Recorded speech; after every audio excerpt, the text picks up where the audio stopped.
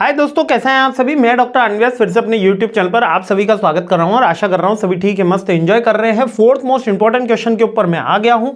Employ relation and labour laws का बहुत ही शानदार अपना सब्जेक्ट चल रहा है, तो जल्दी से देख लेते हैं फोर्थ क्वेश्चन कौन सा है। फोर्थ क्वेश्चन क्या कह रहा है, the payment of wages act 1936, यानी कौन सा कह रहा है, the payment of wages act 1936। अब ये मिनिमम वेजेस एक्ट की बात बहुत हो रही है ना, payment of minimum wages act.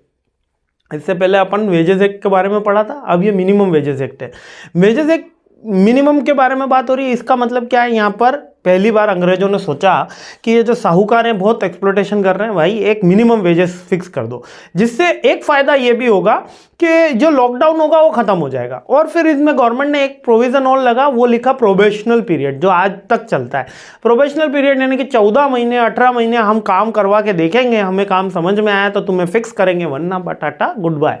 तो ये इसी प्रोविजन के मेन अंग है। तो इसका मेन फोकस क्या था, एक मिनिमम एश्योरेंस देना इस लेबर को उसके स्किल के अकॉर्डिंग। सेमी स्किल्ड, यहां पे ही हमने लेबर को उसके स्किल के अकॉर्डिंग तोड़ा, अनस्किल्ड, सेमी स्किल्ड, है ना, स्किल्ड लेबर, उनको तोड़ा। और उसके बाद एक फिक्सेशन कर दिया कि सेमी स्किल की सैलरी इतनी, सेमी स्किल की सैलरी वेजेस इतनी। याद रखना, एम्प्लॉय की सैलरी है और लेबर की वेजेस है ना। तो सेमी स्किल कितनी, स्किल्ड कितनी, अनस्किल्ड कितनी वेजेस, वो फिक्स किया गया।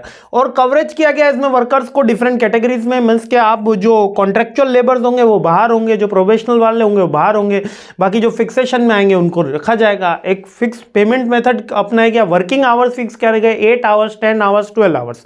इससे ज़्यादा काम कराओगे तो आपको ओवर टाइम देना होगा। ये फर्स्ट टाइम यहाँ पर दिया गया। इससे पहले केवल वेजेस की बात हो रही थी, ओवर टाइम की बात यहीं पर हुई। फिर वेजेस की बात हो गई कि फिक्स पीरियड में आपको देना होगा, 1 मंथ के अंदर आपको क्रेडिट हो जाना होगा। और इन सब का आपको क्या रखना होगा, रिकॉर्ड रखना होगा। और अगर नहीं रखोगे तो पेनल्टीज का प्रोविजन किया गया।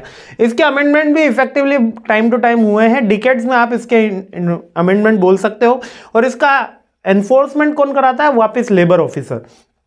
तो लेबर अथॉरिटीज और इंस्पेक्टर जो होते हैं ये इसके गवर्नमेंट द्वारा अपॉइंटेड होते हैं, जिनका मेन एम ये होता है इसको एनफोर्स कराना। तो बहुत सिंपल सा एक्ट है।